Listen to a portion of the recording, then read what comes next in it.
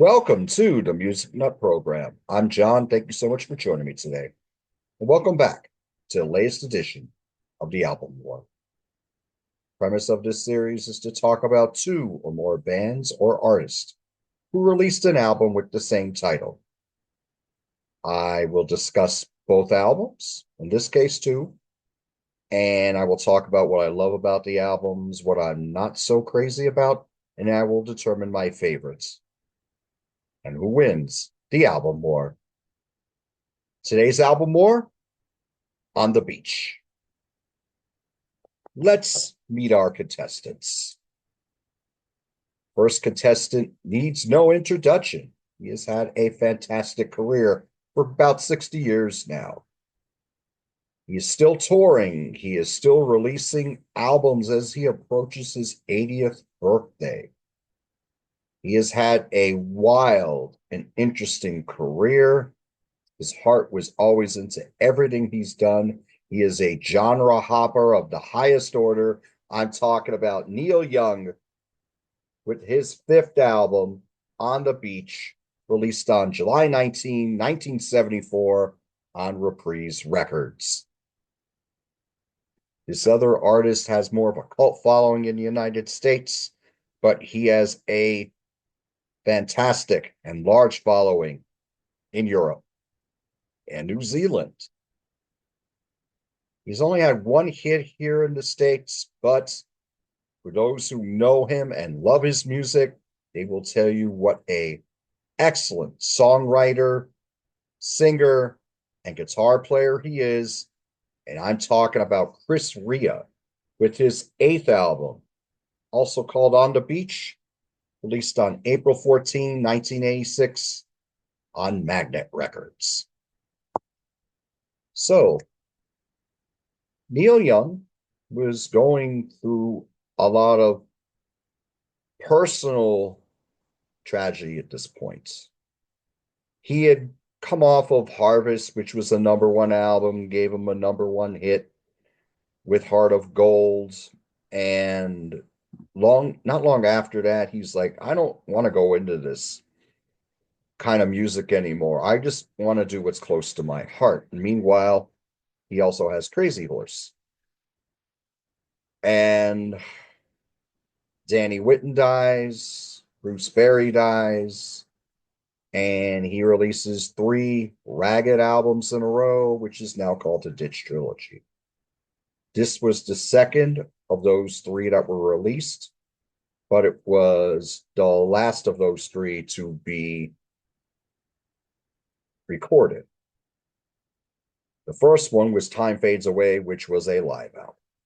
So this album, rather than being the acoustic, folk, pop, it was very accessible. Not necessarily pop music for 1972. He certainly didn't sound like the Carpenters, but he was more of that acoustic singer-songwriter mode like James Taylor was at the time, and or America would be at the time. By this point, he's releasing albums that are really going into how he feels. They're really reaching into his soul. That's what you really have with the lyrics and the music on this album. And before I go further, let me talk about who played on this album. We have Neil Young writing all the songs on here. He's on lead vocals, guitar, harmonica, Wurlitzer electric piano, banjo, and electric tambourine. Ben Keith on slide guitar, and he also does some harmony vocals. He plays steel guitar, Wurlitzer electric piano, dobro, and bass. Rusty Kershaw on slide guitar, David Crosby on rhythm guitar, George Weitzel on guitar, Graham Nash on Wurlitzer electric piano, Tim Drummond on bass, Billy Talbot on bass, Rick Danko on bass, Ralph Molina on drums and vocals, and Levon Helm on drums. Now, this album would be later considered one of his finest albums. It stiffed on the charts. It hit number 16 on the Billboard Top 200. It went gold, but it took a long time to go gold. There was one single release from the album, and that is the opening track, Walk On. Now, this would, if you listen to this album, this would be the one that would be the single, certainly the most accessible with its vocal on it. It's more straight ahead delivery. This is a song about moving forward after going through the tragedy that he had been experiencing and how he was handling that tragedy during that time. Very strong opener. We go to See the Sky About to Rain, which has that electric piano in there, as well as that steel guitar. Definitely more of a country feel, but it's a very cool song. Neil's vocals sound really desperate on here. Like his vocals really fit the mood of the song very well. Revolution Blues. This is very ragged and cutting. The hardest rocker, but it's very loud and raucous, but it stays in that mid-tempo vein. You got some great guitar solos here, very loud and noisy ones from Neil Young on this. Very biting. The lyrics are fantastic on it. Excellent track. Next track is For the Turnstiles.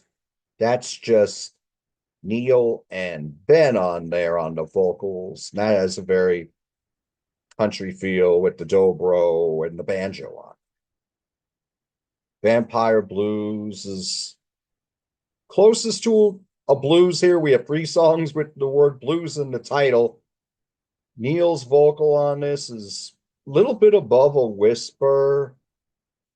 It's probably my least favorite song on the album, but I still like it a lot. On the Beach is the near 7-minute title track. This is excellent. And this song, in its delivery, very slow, really brings you in, particularly Neil's guitars on here. Neil sounds, his vocals are, they're like very drifting, I would say, on here. He's not singing with a, he, he sounds sad on it, very melancholy. But the delivery and the execution are wonderful. Excellent track. Motion Pictures just talks about Neil going through a failing relationship at the time. And it has another strong country feel on it. It's very cool. Ambulance Blues closes the album very, very well. The fiddle on here, the harmonica, everything is in its right place as far as the proceedings go. Talks a lot about what is going through Neil's mind at the time, things that he's talking a lot about what's going on with the world, our government at the time. It's reflective, but has a reflective feel, but everything he's talking about in it is what's going on during 1974. It's one of his most enduring tracks and one of his most beloved as well. Neil was making art here. And it takes a long time for people to appreciate great art sometimes. And I think that was the case with On the Beach. This is an album I love. This has been my number one Neil Young album at one point. I don't know if it'd be number one now, but it's close. And not to be outdone is Chris Rea's On the Beach. Now, this is a different sounding album. The recording is of its time, but it really shows you Chris's wonderful gifts as a singer and songwriter. And let me tell you who played on this album. We have Chris Rea on all vocals, which when the harmonies come in, they're double tracking his vocals on there. Keyboards, acoustic piano, guitars, slide guitars, and fretless bass. Max Middleton on acoustic piano, Rhodes, Mini Moog, and synthesizers. Kevin Leach on keyboards, Robert Ahai on guitars, Elgin O'Neill on bass guitar, Dave Maddox on drums, Adrian Rea on drums, and Martin Ditcham on percussion. Chris produced this album along with David Richards. So this album did not chart in the United States. However, it was big in a lot of other parts of the world. In the UK, it went to number 11 and it went platinum. It went to number 1 on the Dutch charts, number 2 on the German charts, number 4 on the New Zealand charts, and also went platinum there. His next album, Dancing with Strangers, would be an even bigger hit for Chris Rea in the UK. The opening track is the title track. This would later be recorded for the New Light Through Old Windows compilation from 1988. And that was when I discovered Chris Rea's music. I'll go into that in a little bit.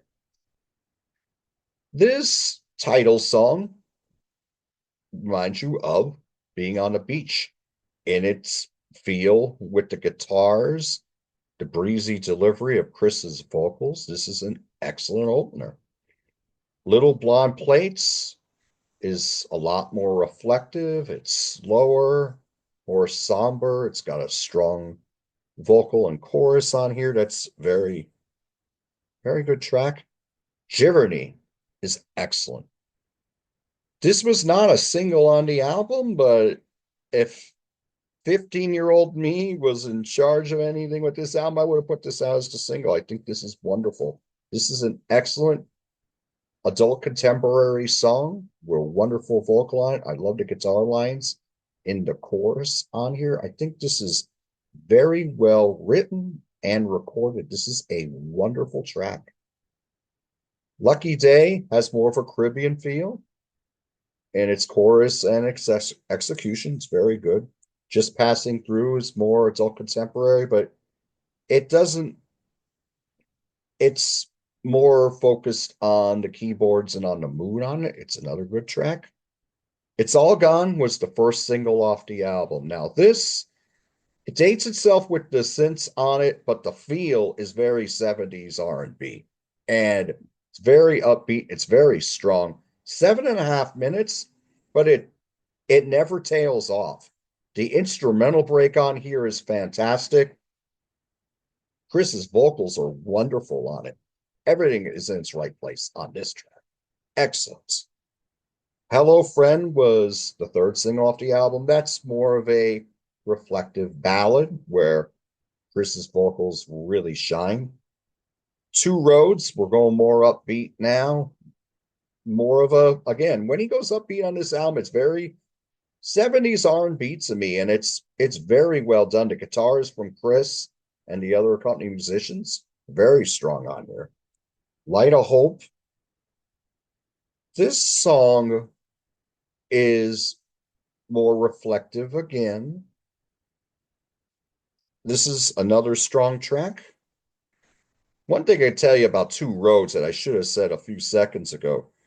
Two Roads, the guitarist on that at the beginning reminds me of Call It Love by Poco, but this would have been a few years before Poco had that big hit. Next track would have been the last track on the cassette and the vinyl when it was released, off Imran Iwig. Now, this is a very haunting closer, really led by those keyboards and that very slow but memorable guitar line from Chris on here. This is outstanding, very strong. Bless Them All is a very short and classy instrumental on here. Freeway is slower, more of a ballad again. Very strong track. Crack That Mold, we're going back to that R&B feel again, very upbeat. Excellent track, excellent closer on here. Favorite tracks on here, definitely the title song, Giverny, It's All Gone, Two Roads, Crack That Mold, Freeway is a very strong ballad. This is a very strong album. Now, for the album war, This is very strong, but I got to go with Neil on this.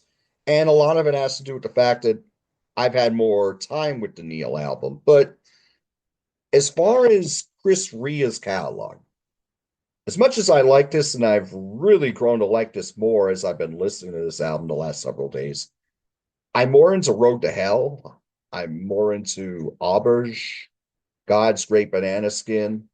I originally heard Chris's music from New Light Through Old Windows because Working on It was a single that got played heavy on Rock 107 here in Pennsylvania. And I love that song to this day. And that was the first time I heard On the Beach because it was re-recorded for that collection. Road to Hell came out in 89, and I loved Road to Hell. I still love Road to Hell. The title track, I love the song Texas, especially. Excellent track. An excellent album. And the next two, when he was going in some more different directions, are very strong. Everything I've heard by Chris Rea, I really like, and I'm going to dig deeper into his catalog. As for Neil Young, I have a ton of his stuff, and this is among my favorite Neil Young albums. I love Neil's albums when he's really digging deeper into his soul. I like the acoustic albums. I do like some of his genre jumping. I love This Note's for You. That's been one of my favorite Neil Young albums for decades. And I love his stuff with Crazy Horse, Ragged Glory in particular. And everybody knows this is nowhere, but On the Beach is excellent as well. So this I give a 10. And this I would give an 8.5. So what do you think of these albums? Have you heard both of these albums? Particularly, have you heard Chris Rea's On the Beach? Neil Young's is definitely more well known to two in the United States. What do you think of their music? Chris Rea only had one big hit in the United States, and that was off his first album. And the single was Fool If You Think It's Over. After that, he was more of a cult artist, got played a little bit on AOR, but as I said, Europe, New Zealand, Australia, they love Chris Rea's music. Please let me know in the comments what you think of these albums and of these artists and what your favorite songs are by these artists. Thank you so much for joining me. Just to give you a few programming notes here, I will be making an appearance on Tim's Vinyl Confessions on Monday, February 17. Tim has graciously asked me to appear on his show to talk about Thin Lizzy's The Acoustic Sessions. And I'm really looking forward to doing a show again with Tim. We did a series on Y&T about a year ago when he put out his Y&T an album review, Down for the Count an album review. And I was blessed to be a part of that book as well as his Kansas, the Let It Be Your Guide book, where he has a panel book about reviewing the albums. Chris Whitley Wednesday continues here on the Music Nut program. This coming Wednesday, which would be February 12th, I will be discussing Chris Whitley's live album from 1999, Live at Martyrs. So, until I see you again, do what you love, and I'll talk to you soon.